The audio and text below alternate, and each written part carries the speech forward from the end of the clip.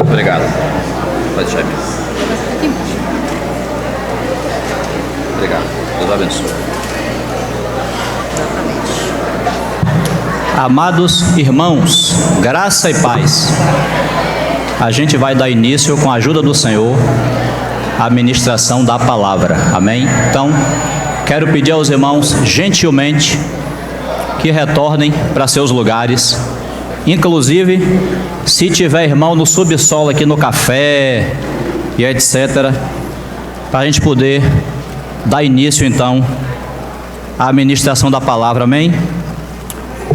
E você que já chegou aí, eu quero abrir no mesmo texto da semana passada, Malaquias, capítulo 4. Amém?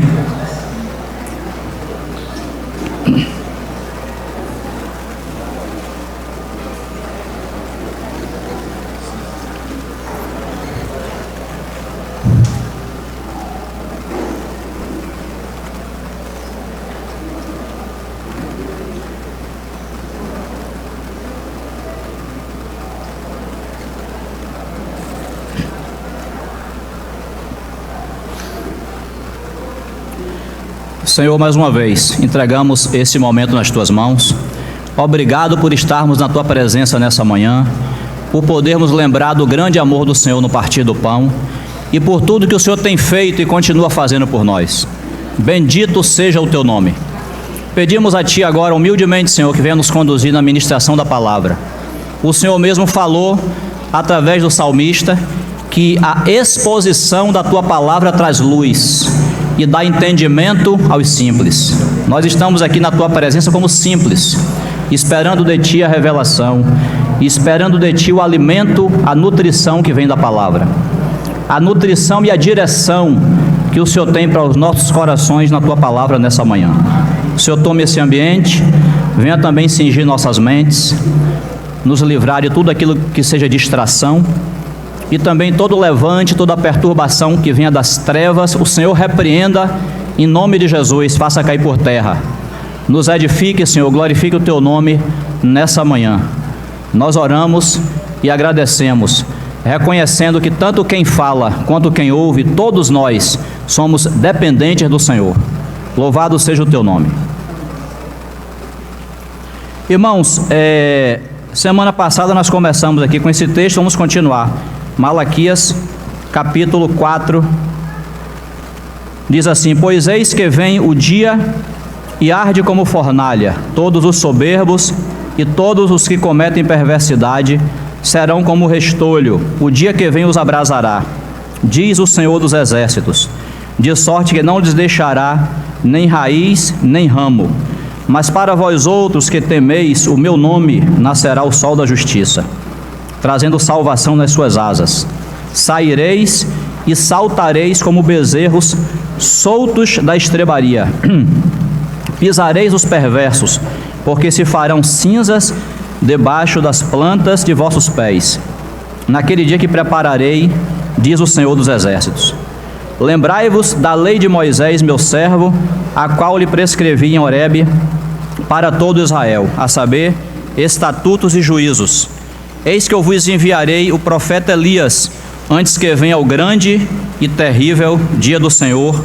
Ele converterá o coração dos pais aos filhos, e o coração dos filhos a seus pais, para que eu não venha e fira a terra com maldição. Na semana passada, irmãos, nós falamos que esse é o último escrito do Antigo Testamento, o livro de Malaquias. Bom, tem estudiosos que contestam isso aqui, dizem que o último profeta do Antigo Testamento é Joel, mas até a tradição judaica concorda que Malaquias é o último escrito, e na verdade o último profeta do Antigo Testamento é João Batista. O próprio Senhor falou que a lei e os profetas duraram até João. João é o limite do Antigo Testamento. E esse texto, ele é tão propício, aliás, o livro de Malaquias é tão propício a respeito da época em que nós estamos vivendo hoje, 2025. 2025 anos depois de Cristo, depois da morte do nosso Senhor, né? Por quê? Porque se nós formos olhar o contexto, qual é o contexto do livro de Malaquias? Falamos da semana passada, só estou repetindo. A história de Israel, ela é dividida pelo cativeiro de Babilônia. E aqui, no final do Antigo Testamento, você já tem os grupos definidos do povo de Israel e que, portanto, servem de referência para a igreja hoje, para o povo de Deus hoje no Novo Testamento. Que grupos? Os grupos, a maior parte do povo de Israel vivendo ainda em Babilônia, vivendo na terra do cativeiro, mas aqui em Malaquias já tinha se passado 100 anos desde que o Senhor, através de Ciro, rei da Pérsia, publicou aquele chamado, aquela convocação para dizer que todos aqueles que fizessem parte do povo de Israel eram chamados por Deus para saírem de Babilônia e subirem para Jerusalém para edificarem a casa do Senhor. Então, 100 anos atrás, alguns irmãos, poucos irmãos de Israel, dão ouvidos a esse chamado, sobem de Babilônia para Jerusalém. Os irmãos sabem que de Babilônia para Jerusalém você não sobe, você desce na geografia, mas aos olhos de Deus você sobe, porque você sai da terra do cativeiro, da terra em que Deus não tem planos lá para o seu povo, e você vai para Jerusalém, onde de fato está a edificação da casa de Deus, onde de fato está a terra escolhida pelo Senhor para ali cumprir o seu propósito, e ali ia nascer o nosso Salvador. Jesus não ia nascer em Babilônia, Jesus ia nascer em Israel, como de fato nasceu. Então, alguns irmãos, 2,5% de judeus, eles sobem de Babilônia e vão edificar Jerusalém. Porém, aqui em Malaquias, já tinha se passado 100 anos. Então, infelizmente, você tem um remanescente fiel, mas você tem uma parte dos que subiram que também se corrompe. Esse é o quadro hoje da igreja. E a outra coisa, aqui eles estão aguardando a primeira vinda do nosso Senhor. O Messias não tinha pisado ainda nessa terra. Por isso que o capítulo 4 termina com uma palavra. O capítulo 4 é uma palavra de juízo, mas ele termina com uma palavra de esperança. O Senhor diz: eis que eu vos enviarei o profeta Elias.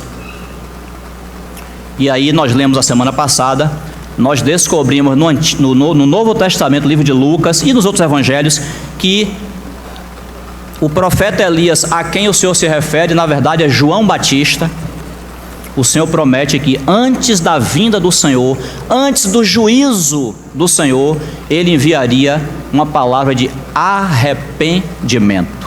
Porque o Senhor não julga, não sentencia, não condena ninguém sem antes dar a essa pessoa a oportunidade de arrependimento, de mudar o seu caminho.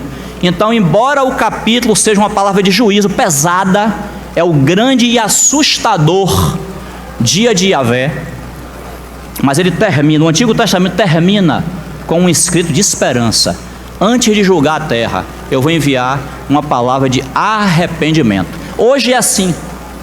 Hoje, uma grande parte, falo entre os irmãos com toda a liberdade, porque estamos aqui. Se eu estivesse aí fora, falando para um outro grupo de irmãos, não falaria desse jeito, usando essas palavras, porque a gente pode ofender nossos irmãos. Mas aqui, falo com toda liberdade. Esse é o quadro da igreja hoje. A grande parte do povo de Deus está no cristianismo, na confusão de Babilônia. O catolicismo romano e as denominações protestantes. Dessa grande maioria, uma parte ouviu o chamado do Senhor, para sair de Babilônia e vir edificar a casa do Senhor em Jerusalém. Sair do sistema e vir reunir na simplicidade da palavra de Deus, guardando a sua palavra e não negando o nome do Senhor. Uma parte foi chamada, assim como uma parte foi chamada lá de Babilônia para vir edificar Jerusalém. A história não para aí.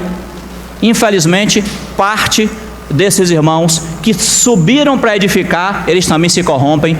É por isso que a última carta de João, lá em Apocalipse, é a igreja em Laodiceia, mostrando que, infelizmente, até uma parte dos irmãos que sobem, que recebem revelação para virem edificar a casa do Senhor, eles também se corrompem, eles também entram por outros caminhos.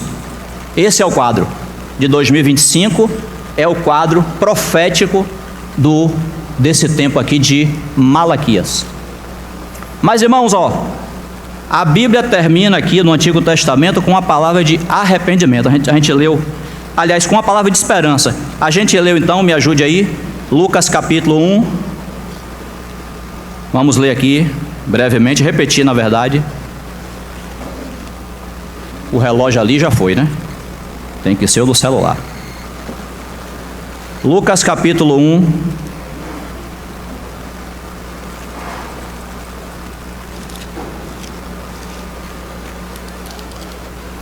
O anúncio do nascimento de João Batista, quando o anjo Gabriel está conversando com Zacarias lá no santuário, na visão que Zacarias tem no santuário, o anjo diz, o verso, vamos ler o verso 11, e eis que ele apareceu, Lucas 1:11, e eis que ele apareceu um anjo do Senhor em pé à direita do altar do incenso, vendo-o Zacarias, turbou-se e apoderou-se dele o temor. Disse-lhe, porém, o anjo: Zacarias, não temas, porque a tua oração foi ouvida, e Isabel, tua mulher, te dará à luz um filho, a quem darás o nome de João. Em ti haverá prazer e alegria, e muitos se regozijarão com o seu nascimento. Aí ele fala sobre João. Pois ele será grande diante do Senhor, não beberá vinho nem bebida forte, ou seja, vai ser um nazireu, e será cheio do Espírito Santo, quando já desde o ventre materno, e converterá, ó a profecia de Malaquias aí, e converterá muitos dos filhos de Israel ao Senhor seu Deus, e irá adiante do Senhor no espírito e poder de Elias, para converter o coração dos pais aos filhos, converter os desobedientes à prudência dos justos, e habilitar para o Senhor um povo preparado. Esse é o ministério de João Batista. Graças a Deus. Já pensou? Eu falei a semana passada. Já pensou se o Senhor aparece de vez? Mas não. Antes de o Senhor aparecer, Ele envia um precursor.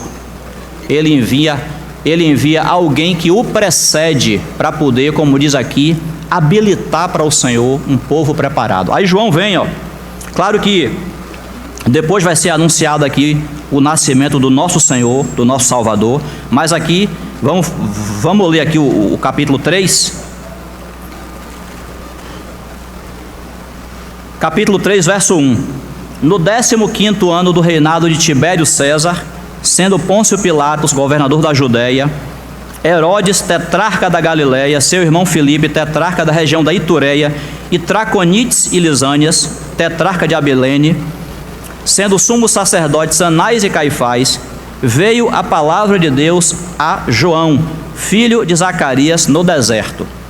Ele percorreu toda a circunvizinhança do Jordão, pregando o batismo de arrependimento para remissão de pecados, conforme está escrito no livro das palavras do profeta Isaías. O que é que está escrito lá? Voz do que clama no deserto: preparai o caminho do Senhor, endireitai as suas veredas. Todo vale será aterrado, e nivelados todos os montes e outeiros. Os caminhos tortuosos serão retificados, e os escabrosos aplanados, e toda a carne verá a salvação de Deus. Dizia ele, pois, às multidões que saíam para serem batizadas: raça de víboras, quem vos induziu a fugir da ira vindoura? Produzi, pois, frutos dignos de arrependimento, e não comeceis a dizer entre vós mesmos: temos por pai Abraão. Porque eu vos afirmo que destas pedras Deus pode suscitar filhos a Abraão. E também já está posto o machado à raiz das árvores. Toda árvore, pois, que não produz bom fruto, é cortada e lançada ao fogo. Então as multidões o interrogavam, dizendo: que havemos, pois, de fazer? Respondeu-lhes: quem tiver 2 túnicas, reparta com quem não tem, e quem tiver comida, faça o mesmo. Foram também publicanos para serem batizados, e perguntaram-lhe: mestre, que havemos de fazer? Respondeu-lhes: não cobreis mais do que o estipulado. Também soldados lhe perguntaram: e nós que faremos? E ele lhes disse: a ninguém maltrateis, não deis denúncia falsa, e contentai-vos com o vosso soldo, com o vosso salário. Estando o povo na expectativa e discorrendo todos no seu íntimo a respeito de João, se não seria ele porventura o próprio Cristo, disse João a todos: eu na verdade vos batizo com água, mas vem o que é mais poderoso do que eu, do qual não sou digno de desatar-lhe as correias das sandálias. Ele vos batizará com o Espírito Santo e com fogo. A sua pá ele a tem na mão, para limpar completamente a sua eira, e recolher o trigo no seu celeiro, porém queimará a palha em fogo inextinguível. Assim, pois, com muitas outras exortações, anunciava o Evangelho ao povo. Está vendo, irmãos? Essa é a pregação de João Batista. Eu não sou o Cristo, ele está vindo, ele está chegando, mas ele dá uma palavra para que os corações se voltem para Deus, para que os corações deixem de ser egoístas. Quem tiver túnica, 2 túnicas, reparta com quem não tem. Quem tiver comida, faça o mesmo. E os publicanos sejam honestos, não cobrem impostos além do que se deve cobrar. E os soldados não denunciem ninguém falsamente. Se contente com seu salário, não pratique extorsão contra ninguém. É uma palavra para tocar na consciência das pessoas. Habilitar para o Senhor um povo preparado, é o que está escrito lá na palavra do anjo, lá no capítulo 1. Então, o Senhor prepara o caminho através de João. Naquele tempo, o Senhor estava para chegar, e de fato, aqui no capítulo 3, ele vai chegar, aqui, vamos ler o 19, continua, eu parei no 18. 19. Mas Herodes, o tetrarca, sendo repreendido por ele por causa de Herodias, mulher de seu irmão, e por todas as maldades que o mesmo Herodes havia feito, acrescentou ainda sobre todas as de lançar João no cárcere. João é preso. 21. E aconteceu que, ao ser todo o povo batizado, também o foi Jesus. E estando ele a orar, o céu se abriu, e o Espírito Santo desceu sobre ele em forma corpórea como pomba. E ouviu-se uma voz do céu: tu és o meu filho amado, em ti me comprazo. João Batista anuncia, e agora o Senhor aparece. Agora o nosso Senhor está habilitado para o seu ministério. 23, seguindo aí. Ora, tinha Jesus cerca de 30 anos ao começar o seu ministério. E aí agora o Espírito Santo vai falar da genealogia dele, para dizer de quem ele é filho. Então aqui o Senhor começa o seu ministério a partir da palavra de arrependimento que João Batista deu, foi enviado para dar. Segure aí Lucas, a gente vai ler aqui o capítulo 4, mas segure aí Lucas, marque aí na sua Bíblia Lucas. Eu quero ler com os irmãos um texto sobre o Messias lá no livro de Isaías. Isaías capítulo 61. Por favor, acompanhe comigo aí.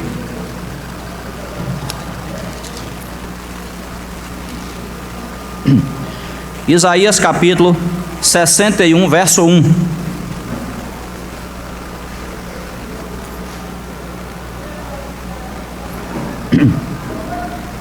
Você pegou aí?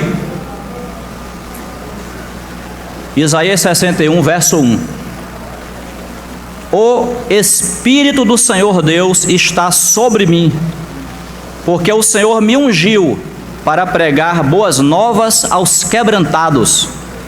Enviou-me a curar os quebrantados de coração, a proclamar libertação aos cativos e a pôr em liberdade os algemados, a apregoar o ano aceitável do Senhor e o dia da vingança do nosso Deus, a consolar todos os que choram e a pôr sobre os que em Sião estão de luto uma coroa em vez de cinzas, óleo de alegria em vez de pranto, veste de louvor em vez de espírito angustiado, a fim de que se chamem carvalhos de justiça, plantados pelo Senhor para a sua glória. Está vendo, irmãos? Isaías 61 já tinha profetizado isso aqui sobre o nosso Senhor e nosso Salvador.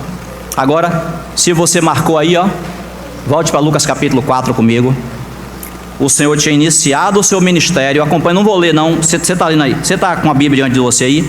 A gente leu o capítulo 3, Jesus inicia o seu ministério, cerca de 30 anos.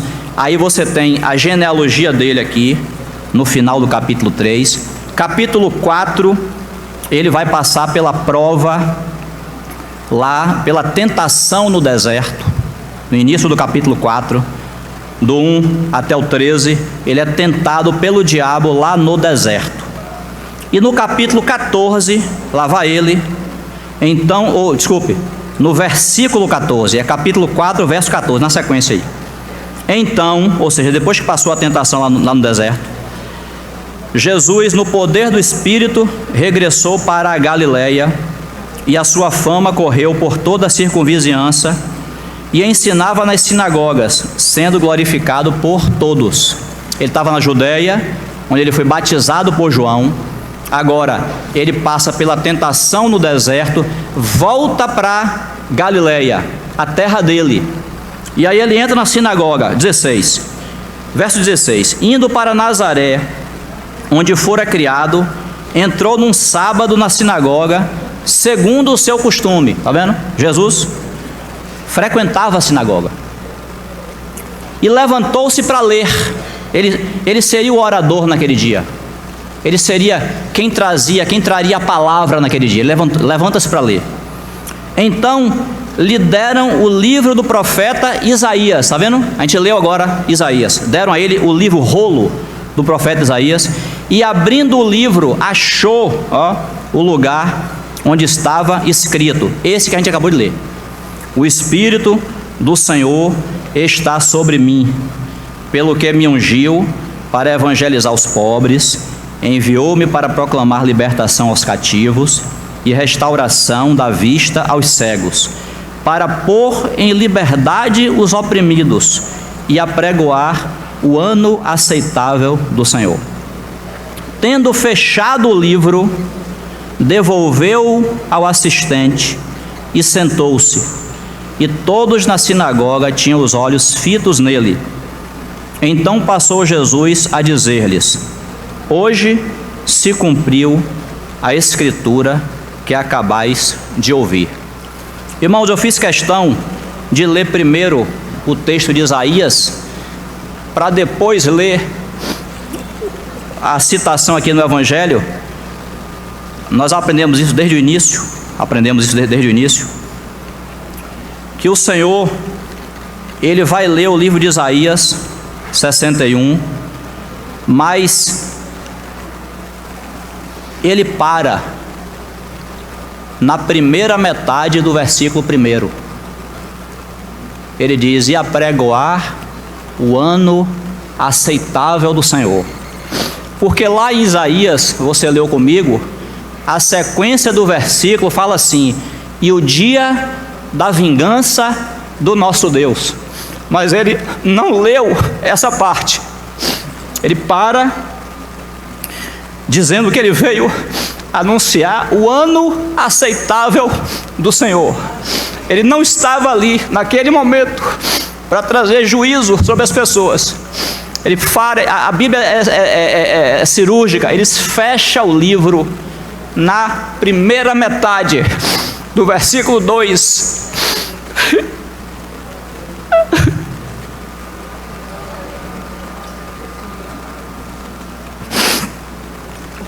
E ele fala assim: hoje se cumpriu essa palavra. Por quê? Porque ele enviou a palavra de arrependimento através de João, e agora chegou quem pode oferecer o perdão dos pecados, quem pode oferecer a salvação sem julgar, sem sentenciar, sem condenar, antes de dar a chance do arrependimento. Então ele fecha o livro, devolve ao assistente e diz: hoje se cumpriu essa palavra. Graças a Deus, irmão, que ali ele não estava para anunciar o dia da vingança do nosso Deus. Não. Primeiro, ele ia morrer na cruz por nós.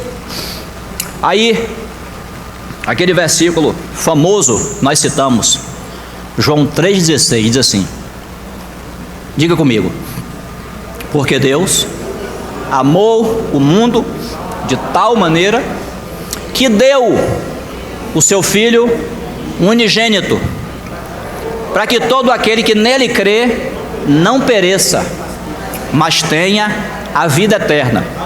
E o 17: porquanto Deus enviou o seu Filho ao mundo, não para que julgasse o mundo, mas para que o mundo fosse salvo por ele.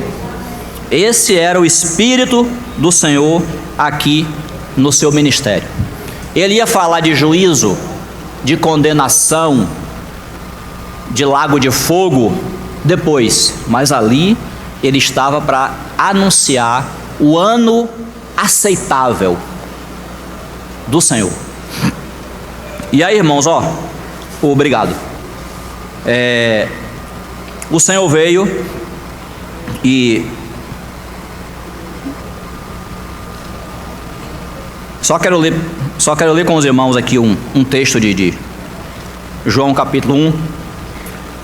Evangelho de João capítulo 1, ainda falando sobre João Batista. João 1 verso 15 diz assim, João, vou esperar você pegar, Evangelho de João capítulo 1 verso 15.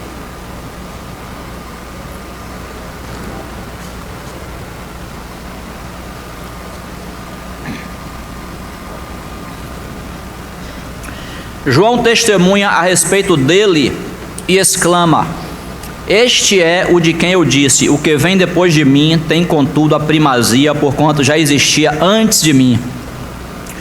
Porque todos nós temos recebido da sua plenitude e graça sobre graça. Porque a lei foi dada por intermédio de Moisés, a graça e a verdade vieram por meio de Jesus Cristo. Ninguém jamais viu a Deus, o Deus unigênito, que está no seio do Pai, é quem o revelou. Este foi o testemunho de João, quando os judeus lhe enviaram de Jerusalém sacerdotes e levitas para lhe perguntarem: quem és tu? Ele confessou e não negou. Confessou: eu não sou o Cristo. Então lhe perguntaram: quem és, pois? És tu Elias? Está vendo? Porque eles pensavam que vinha o profeta Elias em pessoa. Não, ali foi uma palavra profética. Lá em Malaquias, Elias está no Hades. Depois Elias vai aparecer lá conversando com o Senhor, ele e Moisés, lá na transfiguração. Mas João de fato não é Elias. João é João, Elias é Elias.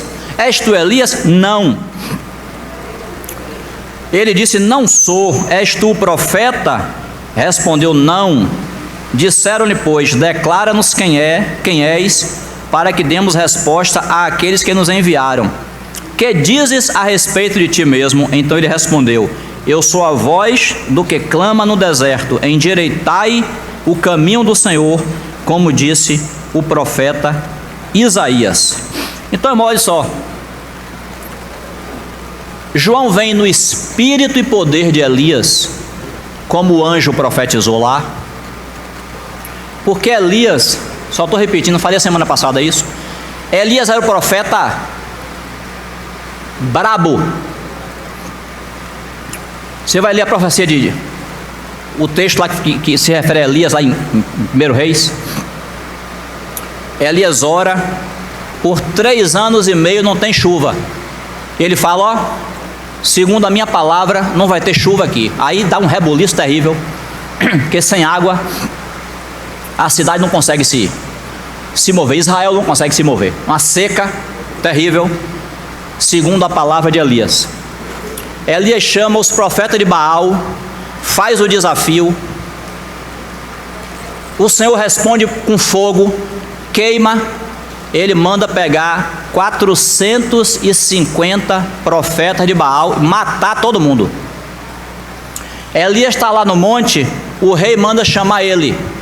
Homem de Deus, o rei diz, desce. Ele fala, pois não, se eu sou homem de Deus, desça fogo do céu e consuma você e seus soldados. Pois desceu fogo do céu e queimou 51 pessoas.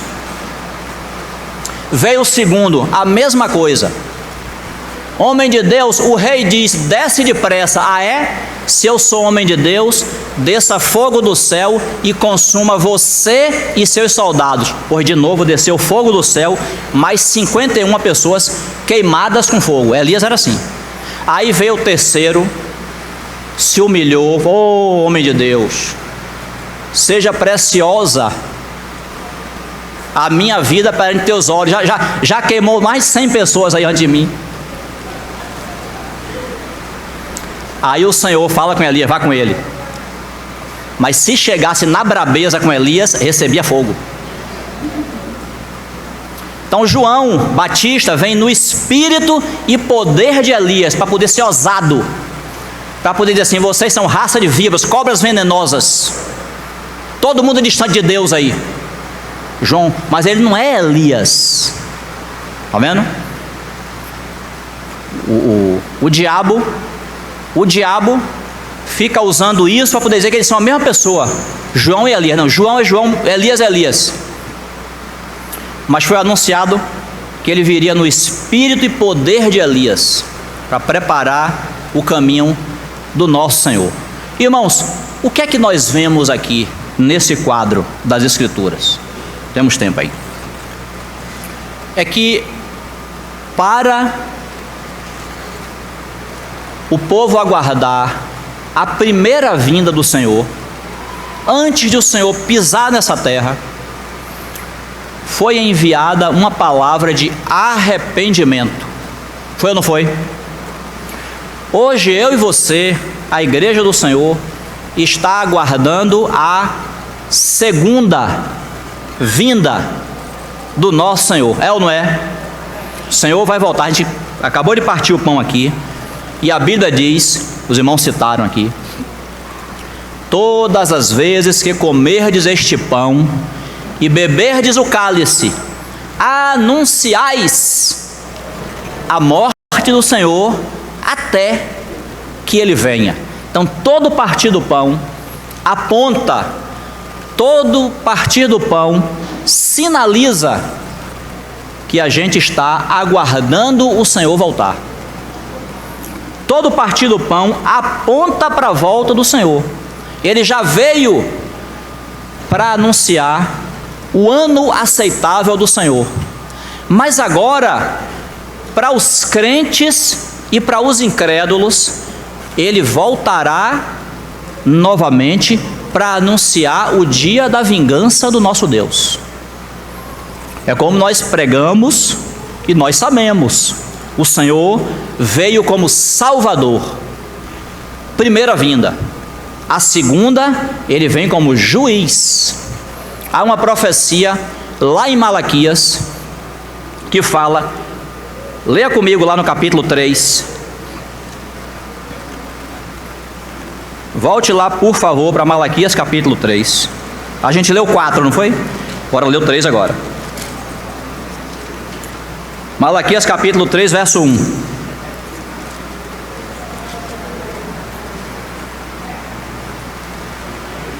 Você pegou aí? Diz assim, ó: eis que eu envio o meu mensageiro, que preparará o caminho diante de mim. Aí fala assim, ó: de repente virá ao seu templo o Senhor, a quem vós buscais, o anjo da aliança, a quem vós desejais. Eis que ele vem, diz o Senhor dos exércitos. Aí fala assim, ó: mas quem poderá suportar o dia da sua vinda? E quem poderá subsistir quando ele aparecer? Porque ele é como o fogo do ourives e como a potassa dos lavandeiros. Assentar-se-á como derretedor e purificador de prata. Purificará os filhos de Levi e os refinará como ouro e como prata. Eles trarão ao Senhor justas ofertas. Então a oferta de Judá e de Jerusalém será agradável ao Senhor, como nos dias antigos e como nos primeiros anos. Nós falamos a semana passada sobre o capítulo 4, e aqui também no capítulo 3 a gente relembra. Irmão Gino ele fala, irmãos, que há ele chama de fenômeno profético. Ele fala assim: você está olhando daqui da sua posição, você está olhando uma montanha muito alta lá adiante, você está vendo o topo daquela montanha, mas se você se aproximar dela, você pode descobrir que antes daquela montanha mais alta tem outra menor. É o que acontece nesses textos do Antigo Testamento, quando fala do dia do Senhor. Ele já falou do juízo aqui. O dia do Senhor, ele se assentará como derretedor de prata, derretedor e purificador, ou seja, ele se assentará como juiz. Mas quando você se aproxima dessa montanha alta do dia do Senhor, com as lentes do Novo Testamento, você vai descobrir que antes do grande dia do juízo, você tem a vinda do Senhor como Salvador. E mais, esse dia do Senhor aqui é para os ímpios, mas também vai ter dia do Senhor para os crentes. Também vai ter dia de juízo para nós. Então, por isso que o Senhor está falando que ele vai assentar-se como derretedor e purificador de prata. Ou seja, para que nossas impurezas sejam retiradas. E o Novo Testamento vai mencionar algumas vezes esse dia. Leia comigo 1 Coríntios capítulo 3. 1 Coríntios 3, verso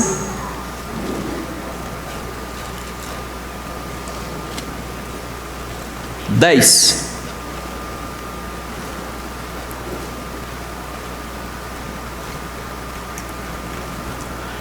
1 Coríntios 3,10 diz assim: segundo, você pegou aí? Segundo a graça de Deus que me foi dada, lancei o fundamento como prudente construtor, e outro edifica sobre ele, porém cada um veja como edifica. Porque ninguém pode lançar outro fundamento além do que foi posto, o qual é Jesus Cristo. Contudo, se o que alguém edifica sobre o fundamento é ouro, prata, pedras preciosas, madeira, feno, palha, manifesta se tornará a obra de cada um, pois o dia a demonstrará, porque está sendo revelada pelo fogo, e qual seja a obra de cada um, o próprio fogo o provará. Se permanecer a obra de alguém que sobre o fundamento edificou, esse receberá galardão. Se a obra de alguém se queimar, sofrerá ele dano, mas esse mesmo será salvo todavia, como que através do fogo. Nós estamos em plena obra de edificação. Desde que o Senhor veio, que Ele falou assim: eu edificarei a minha igreja, e as portas do Hades não prevalecerão contra ela. Nós estamos no meio dessa obra. Eu e você, como membros do corpo de Cristo, cada um com seu dom, cada um com seu talento, nós estamos edificando a casa de Deus. Mas vai haver um dia, eu não sei se na sua versão está assim, mas na minha está, dia com letra maiúscula. O dia, no versículo 13, o dia a demonstrará. Vai ter um dia em que nós, Igreja do Senhor, todos os crentes, não é só essa quantidade aqui não, todos os crentes, todos os nascidos de novo em todos os tempos, eles serão convocados para esse dia, que a Bíblia, né, a revelação é progressiva, você depende de toda a Bíblia para poder compreender a Bíblia. Então, que dia é esse? É o dia que Paulo se refere, 2 aos Coríntios, capítulo 5, o tribunal de Cristo. Está vendo como muda o nome? Tribunal de Cristo. Lá em Apocalipse 20, João vê um grande trono branco e aquele que nele se assenta, de cuja presença a terra e o céu fugiram. Aquele juízo de Apocalipse capítulo 20 é diferente. É o juízo, é o dia do julgamento daquelas pessoas que não conhecem ao Senhor. Eu e você, que já estamos em Cristo, glória a Deus, não por nossos méritos, mas porque Ele abriu nossos olhos, haverá um dia reservado para nós, para que se cumpra esse julgamento aqui. A obra de cada um, o que eu e você fazemos hoje, essa obra vai ser testada, provada pelo fogo, o fogo da presença do Senhor. O que eu e você tivermos feito aqui como crentes, quando chegar naquele dia, diante do derretedor de prata, vai ser manifestado se a gente fez aquilo na carne ou se a gente fez aquilo no espírito. Se fez na carne, é madeira, feno e palha, o fogo vai lamber. E daquela obra tão bonita que a gente achava maravilhosa, eu fiz esse castelo que eu construí, o fogo vai lamber. Há uma alegoria, eu já contei para os irmãos, vou repetir porque me serve para o que eu estou falando aqui. Há uma alegoria, um irmão uma vez contou, eu estava escutando, disse que ele teve um sonho. Ele teve um sonho que chegou o dia de os crentes se apresentarem diante do Senhor. Aí estava aquela fila enorme, e cada irmão e irmã estava ali alegre, porque ia se apresentar diante de Deus. Cada um estava segurando na mão a obra que cada um fez para Deus aqui na terra, ia se apresentar lá diante do Senhor, e até aqui, Senhor, aí ia apresentar essa obra. E aí tinha um irmão, uma irmã, não sei, que estava lá com um bolo de chocolate que não tinha mais tamanho. E ele fala assim, ele ou ela, não lembro se era um irmão ou irmã, ele fala assim: olha, aqui eu passei todos os meus dias na terra preparando esse bolo de chocolate para o Senhor, esperando só esse dia para poder trazer esse bolo e trazer para Ele. Aí a fila anda e chega a vez desse irmão, dessa irmã apresentar o bolo. Aí ele chega, vamos dizer que seja um irmão, ele chega todo alegre: olha, Senhor, o bolo que eu fiz para o Senhor lá na terra enquanto crente era esse bolo de chocolate. Aí o Senhor pacientemente fala assim: ah, tá bom, mas eu não gosto de bolo de chocolate não. Pega aqui, Gabriel.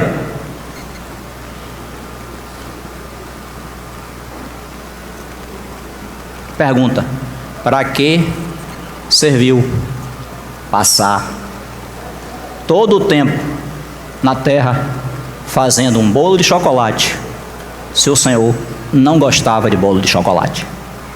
É uma alegoria, não está escrito na Bíblia, mas serve para ilustrar que existem muitas obras que nós fazemos, que os irmãos amados aí fora fazem, que tem aparência de serem obras direcionadas pelo Espírito, mas naquele dia o fogo vai lamber. Por isso, você leu comigo aí, esse tipo de obra vai ser queimado, mas a pessoa vai ser salva, porque a salvação nós não perdemos. A salvação em Cristo Jesus é eterna. Então, por isso está escrito aí: o indivíduo vai ser salvo, mas a obra que ele fez não serviu para nada. Agora, se foram obras direcionadas pelo Senhor, é ouro, prata e pedras preciosas. O fogo vem, prova e purifica aquela obra, mas não destrói. A obra permanece, porque o ouro não é destruído pelo fogo, ele é purificado. A prata e as pedras preciosas também. Então é por isso que vai ter aquele dia. Já que a gente está falando sobre ele, né? Você está em 1 Coríntios capítulo 3, avance para 2 aos Coríntios capítulo 5, por favor. Só para poder deixar registrado. 5:10. 2 aos Coríntios 5:10. O que é que diz? Porque importa que todos nós compareçamos, todos nós. Olha, irmão, a carta está sendo escrita para os crentes, carta à igreja em Corinto. Então, quando Paulo fala todos nós, são os crentes. Importa que todos nós compareçamos perante o tribunal de Cristo. Aqui é a intimação. Aqui é a intimação para você ser chamado lá para o juiz, para o delegado, onde você não recebe a intimação. Pronto, aqui o Espírito Santo está intimando a igreja. Porque importa, é necessário, ninguém vai fugir disso. Importa que todos nós compareçamos perante o tribunal de Cristo, para que cada um receba segundo o bem ou o mal que tiver feito por meio do corpo. Como foi simples essa descrição aqui do Espírito Santo? Eu vou comparecer ao tribunal de Cristo para fazer o que lá? O que é que vai me ser exigido? Porque quando você vai diante da autoridade judicial,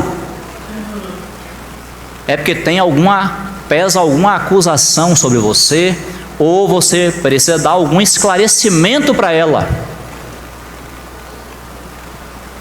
Então eu vou para o tribunal de Cristo para fazer o quê? O que é que me será perguntado?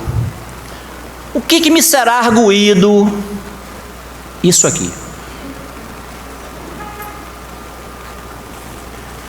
Segundo o que eu fiz de bem ou de mal, usando o meu corpo. Esse aqui. Esse corpo aqui.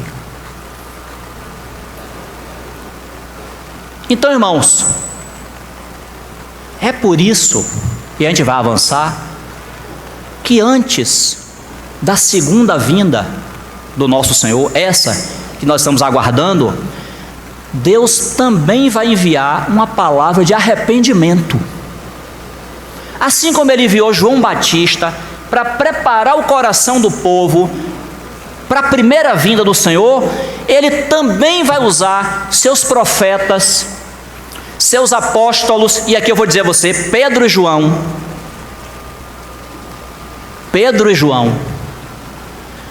para trazerem para nós uma palavra de arrependimento.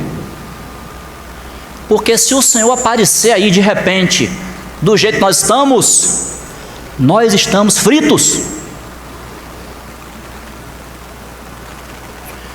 Quanta coisa, eu falo por mim e você fala por você. Quanta coisa nós temos negligenciado do Senhor. A gente fala de alguns exemplos, parece que a gente está brincando, mas é sério. Irmão, por que às vezes, e aqui eu não estou com nenhum irmão irmanamente, não. Eu estou falando de maneira genérica, de coisas que a gente observa, que a gente faz. Mas por que às vezes, irmão, eu tenho tanto interesse de acompanhar meu time no Brasileirão, mas eu nunca li a Bíblia toda? Eu tenho 20 anos de crente, eu nunca li a Bíblia toda. Às vezes o jogo é no dia da reunião, eu falto a reunião, eu priorizo o jogo.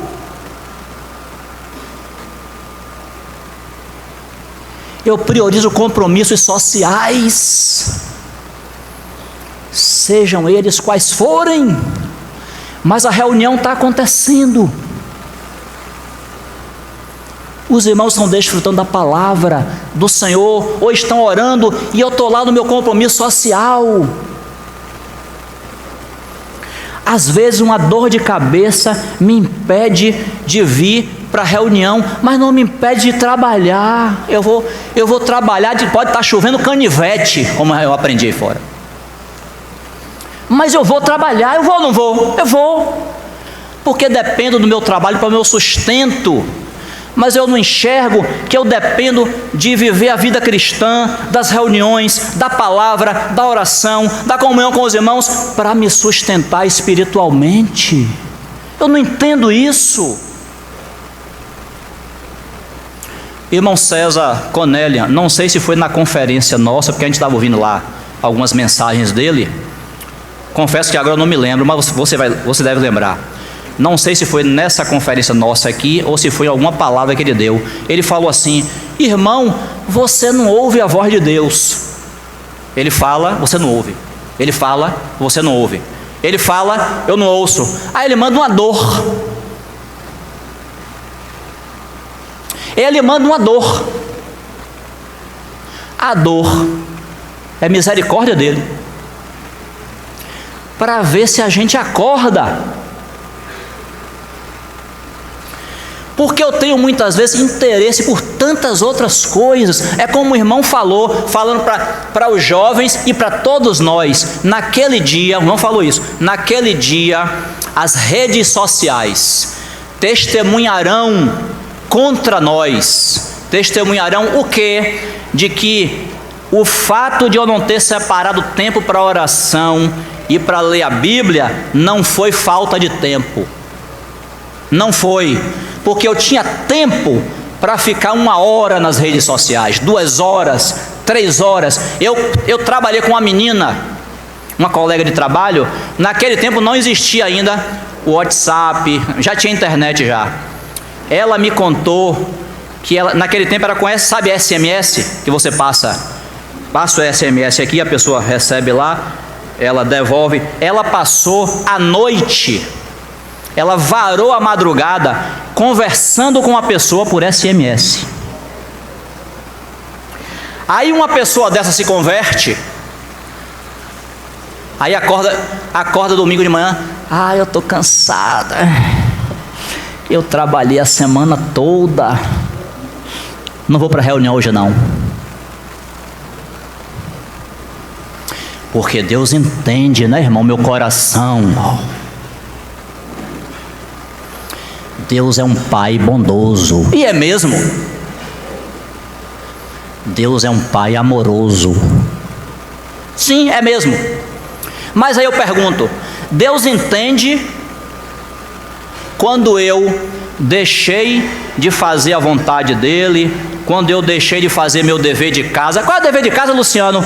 Está reunido, está lendo a palavra, está orando, testemunhando do Evangelho para as pessoas que não conhecem Cristo, ofertando. Trazer oferta, a minha oferta para o Senhor também é serviço a Deus. E se eu esqueci de mais alguma, você lembra. Deus entende quando eu deixei de fazer meu dever de casa, porque eu tenho uma justificativa. Mas Deus também entende quando eu fui para o Bavi e faltei a reunião.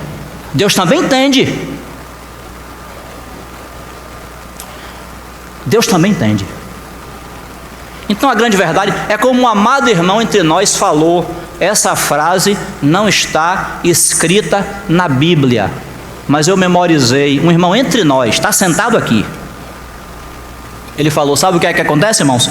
É que para Deus, nós estamos acostumados a dar desculpa.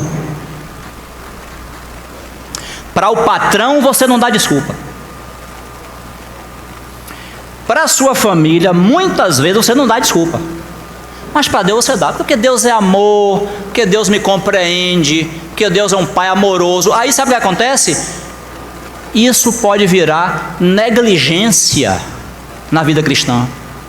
Porque eu me acostumo, olha o texto de Hebreus, texto batido, texto que a gente conhece de cor e salteado. Não deixemos de nos reunir, de nos congregar como igreja, como é o quê?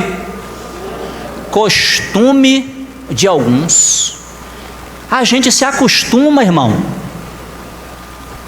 A gente se acostuma, sabe por quê? Porque nós temos um inimigo dentro de nós e um inimigo fora. O inimigo fora é Satanás. O inimigo dentro é a carne. É a carne que dá desculpa, que diz assim, não vou hoje não vou ler a Bíblia não, porque eu tô com sono. E o inimigo aproveita e lança no pensamento, rapaz, você trabalhou muito hoje. Ou então a dona de casa, você cuidou muito do seu filho, do seu marido, você trabalhou, limpou a casa. Aí para poder fazer você se distanciar mesmo daquilo que é o nosso sustento espiritual. Irmão, vamos admitir uma coisa, às vezes a gente não consegue estar sentado ouvindo a palavra. Você está sentado aqui, ouvindo a palavra, falo isso com o coração puro, não é porque eu estou aqui pregando não, poderia ser Jorginho, poderia ser Décio, qualquer outro irmão aqui, falo com o coração puro, o Senhor me conhece. A gente está ouvindo a palavra, aí dá uma vontade de sanitário, a gente levanta e vai no sanitário. Ô irmão, não é para ir não? Calma, irmão. Você não pode segurar não? Por que no cinema você segura? 2 horas de filme. Mas irmão, você está sendo exagerado. Tá, então eu vou dizer a você o seguinte, você está ouvindo a palavra, lembra de Lídia? Paulo está lá pregando o evangelho para aquelas mulheres que foram ali para aquele lugar. Aí diz que o Senhor abriu os olhos de Lídia. Ela se converteu naquele dia, no meio da rua, numa pregação que Paulo estava fazendo. Atos 16. Você está aqui ouvindo a palavra, eu estou ouvindo a palavra. É a oportunidade de o Senhor falar nosso coração, através da palavra. Aí dá uma vontade de ir ao sanitário, não é urgente, você não tem problema de incontinência urinária, você é sadio. Se você tiver qualquer problema de saúde, levante e vá no sanitário. Mas se não, você não pode segurar não. Irmão, esse é um papel desagradável que às vezes a gente tem que fazer. Confrontar. Eu não posso segurar até o fim da palavra. Assim, eu não posso segurar até o fim dos avisos. Por quê? Eu tenho que estar agitado. Por quê? Eu tenho que sair do ambiente. A reunião começou, a reunião já começou, já estamos cantando, já estamos louvando ao Senhor, aí eu chego na reunião. Chego estabanado, conversando com um e com o outro, fazendo barulho na cadeira, tirando a atenção. Irmão, eu penso, acho que você pensa igual a mim, se estamos na presença de Deus, tem que ter reverência, tem que ter respeito, claro.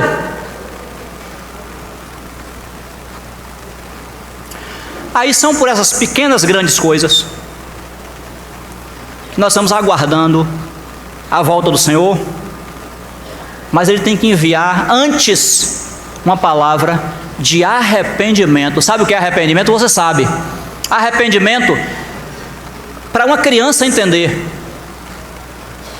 Você está andando para a esquerda, você dá meia volta e começa a andar para a direita. Isso é arrependimento. Arrependimento pode ter choro, pode ter lágrima, pode ter emoção, mas se não tiver e tiver a mudança de atitude, é arrependimento. Então, se eu negligenciava as coisas do Senhor por motivos nem sempre justificáveis, eu dou meia volta e passo a priorizar o Senhor. Isso é arrependimento. Vamos prosseguir, vamos ler, pelo menos finalizar com o texto de 2 Pedro, capítulo 3, e depois, com a ajuda do Senhor, a gente fala sobre João. Depois, creio que não hoje mais. 2 Pedro, capítulo 3, verso 1.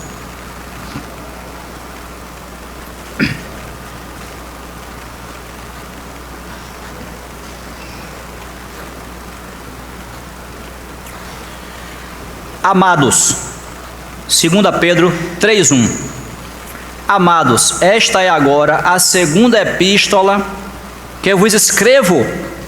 Em ambas, procuro despertar com lembranças a vossa mente esclarecida, para que vos recordeis das palavras que anteriormente foram ditas pelos santos profetas, bem como do mandamento do Senhor e Salvador, ensinado pelos vossos apóstolos. Só um parênteses, é interessante esse versículo 2, porque Pedro, ele resume toda a Bíblia, Antigo e Novo Testamento, com essa frase aí: para que vos recordeis das palavras que anteriormente foram ditas pelos santos profetas, isso é, Antigo Testamento, bem como do mandamento do Senhor e Salvador, ensinado pelos vossos apóstolos, isso é Novo Testamento. Tendo em conta, antes de tudo, que nos últimos dias virão escarnecedores com seus escárnios, andando segundo as suas próprias paixões e dizendo: onde está a promessa da sua vinda? Está vendo? Questionando a vinda do Senhor, a segunda vinda. Porque desde que os pais dormiram, todas as coisas permanecem como desde o princípio da criação. Aí Pedro fala: porque deliberadamente esquecem que de longo tempo houve céus, bem como terra, a qual surgiu da água e através da água pela palavra de Deus, pela qual veio a perecer o mundo daquele tempo, afogado em água. Aí Pedro vai falar assim, ó: ora, os céus, isso é uma palavra profética, ora, os céus que agora existem e a terra, pela mesma palavra, têm sido entesourados para fogo, estando reservados para o dia do juízo, com iniciais maiúsculas, está vendo? Para o dia do juízo e destruição dos homens ímpios. Esse é o dia lá final de Apocalipse 20, é o juízo do trono branco. A terra e as obras que nela existem estão entesouradas, estão sendo guardadas para o fogo. Tudo aqui vai ser queimado. Esse é o dia final. Verso 8: há todavia uma coisa, amados, que não deveis esquecer, que para o Senhor, e ele cita o Salmo 90, né? Que para o Senhor um dia é como 1000 anos, e 1000 anos como um dia. Não retarda o Senhor a sua promessa, como alguns a julgam demorada. Pelo contrário, ele é longânimo para quem? Diga aí na atualizada, ele é longânimo para quem? Aqui, para convosco, na sua, mesmo tem um sinônimo, mas é o mesmo sentido. O Senhor é longânimo para com quem, irmãos? Conosco é quem? Nós é quem? A igreja do Senhor, né? Essa palavra, essa carta foi enviada para os crentes. Então, o Senhor, ele não está demorando, não. Ele está sendo longânimo, ele está sendo paciente conosco, com a igreja, não querendo que nenhum pereça, senão que todos cheguem ao arrependimento. Está aí a palavra. Não foi esse o ministério de João Batista? Trazer uma palavra de arrependimento antes que o Senhor se manifestasse a primeira vez. Agora, através dos seus apóstolos, através de Pedro e João, o Senhor não está trazendo a mesma palavra? Já que ele vai se manifestar a segunda vez, nós estamos aguardando. Ele é longânimo, ele é paciente, ele está nos dando tempo. A gente não deve achar que o Senhor está demorando, não. Ele está sendo paciente. Porque se o Senhor tivesse vindo sem João Batista, pegava todo mundo desprevenido. Olha como ele é longânimo, olha como ele é bom. Então aqui, repetido o verso 9: não retarda o Senhor a sua promessa, como alguns a julgam demorada. Pelo contrário, ele é longânimo para convosco, não querendo que nenhum pereça, senão que todos cheguem ao arrependimento. O pereça aqui, irmãos, os irmãos entendem. Pereça aqui não é perder a salvação, não. É, como diz Marcelo Alves, cair no chilindró.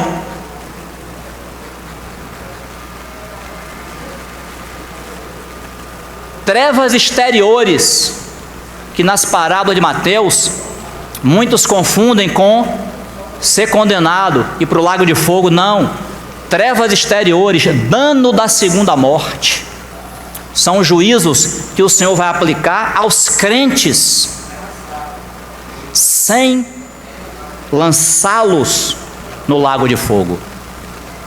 Porque Jesus falou assim: o que vem a mim, de modo nenhum, de maneira nenhuma eu lançarei fora. Nós não perdemos a salvação, mas nós podemos ser disciplinados severamente pelo Senhor. Ele é derretedor, purificador de prata. Olha como a linguagem é forte lá de Malaquias. Então, não querendo que nenhum pereça, senão que todos cheguem ao arrependimento. Mas esse dia vem. 10. Virá, entretanto, como ladrão, o dia do Senhor, está vendo? No qual os céus passarão com estrepitoso estrondo, e os elementos abrasados se desfarão. Também a terra e as obras que nela existem serão atingidas, visto que todas essas coisas hão de ser assim desfeitas. Deveis ser tais como os que vivem em santo procedimento e piedade. Irmãos, eu fico olhando.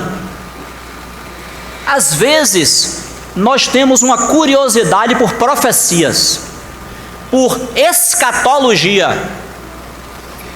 Nós sabemos o que vai acontecer com Israel, nós sabemos o que a Bíblia diz sobre a volta do Senhor, sobre a grande Babilônia, sobre as bodas do Cordeiro. A gente tem uma mente assim que busca essas coisas.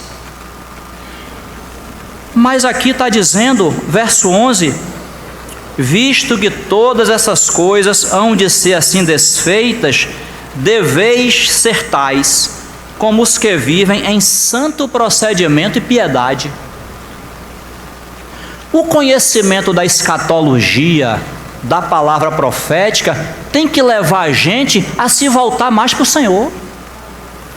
Não é só conhecimento mental, não, intelectual, não.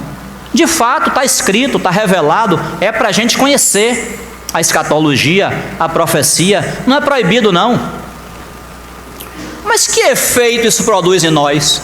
Tem irmão que, se você chama ele para uma discussão sobre escatologia, ele vai te dar uma aula. Agora você procura ele no grupo caseiro, na reunião de oração, e não acha ele. Ele tem um problema com o irmão, rapaz, para ele perdoar, leva 365 dias.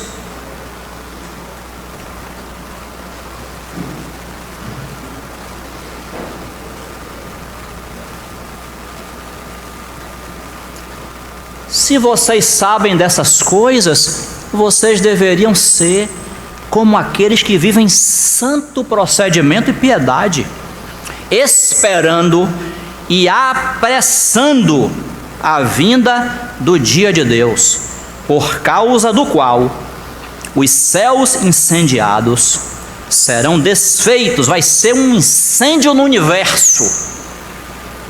Os céus incendiados serão desfeitos e os elementos abrasados se derreterão. Aí fala assim, ó, nós porém, olha que palavra de esperança, tá vendo? Nós porém, segundo a sua promessa, esperamos novos céus e nova terra nos quais habita justiça. É por isso que depois de Apocalipse capítulo 20, juízo do trono branco, o Senhor julgará todo mundo. Aí o capítulo 21 diz assim, vi novos céus e nova terra, aleluia.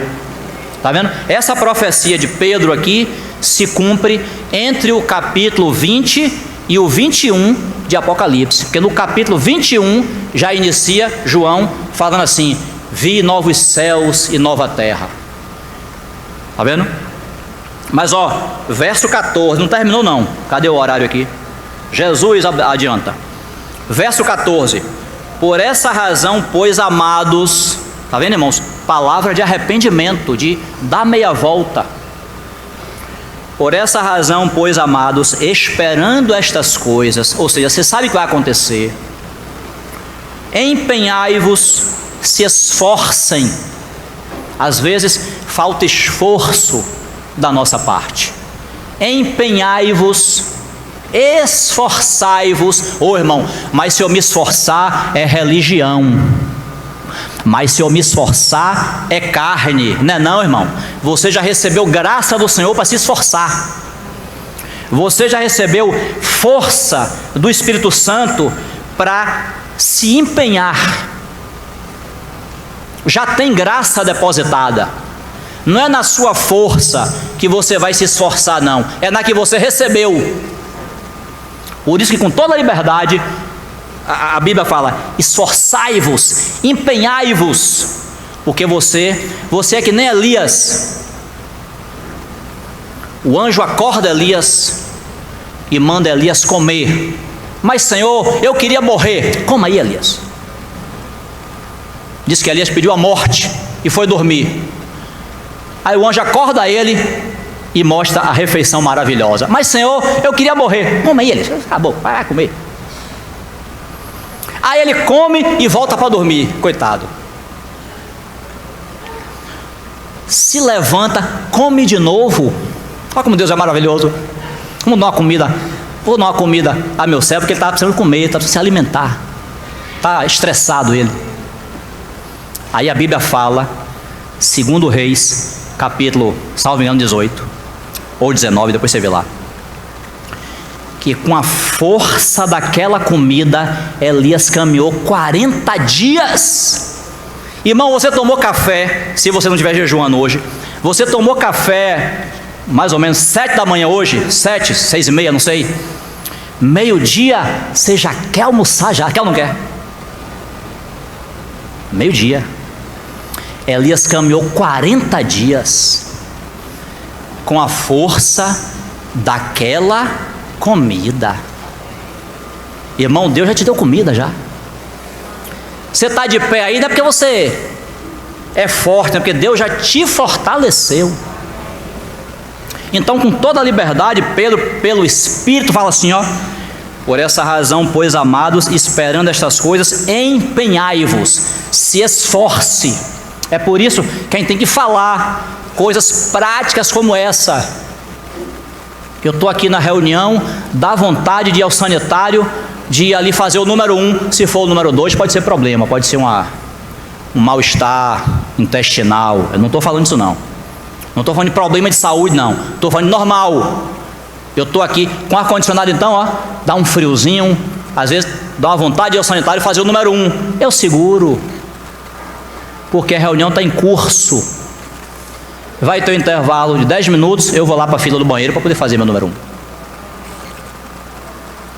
Ah, não, irmão, mas eu não posso. Então fica à vontade, irmão, vá lá, vá fazer a sua necessidade lá. Mas do contrário, nós temos que nos esforçar, nos empenhar. Vamos lá. Empenhar, esforçar, por quê? Por ser achados por Ele em paz, sem mácula, irrepreensíveis, está vendo? Com a conduta no Senhor, em santo, como falou anteriormente, como é que diz aqui? Em santo procedimento e piedade, falou nos versos anteriores. E tende por salvação, verso 15, a longanimidade de nosso Senhor, como igualmente o nosso amado irmão Paulo vos escreveu, segundo a sabedoria que lhe foi dada, ao falar acerca destes assuntos, como de fato costuma fazer em todas as suas epístolas, nas quais há certas coisas difíceis de entender, que os ignorantes e instáveis deturpam, como também deturpam as demais escrituras, para a própria destruição deles. Vós, pois, amados, prevenidos como estáis de antemão, acautelai-vos, não suceda que, arrastados pelo erro desses insubordinados, descaiais da vossa própria firmeza. Antes, crescei na graça e no conhecimento de nosso Senhor e Salvador Jesus Cristo. A Ele seja a glória, tanto agora como no dia eterno. Está vendo, irmãos?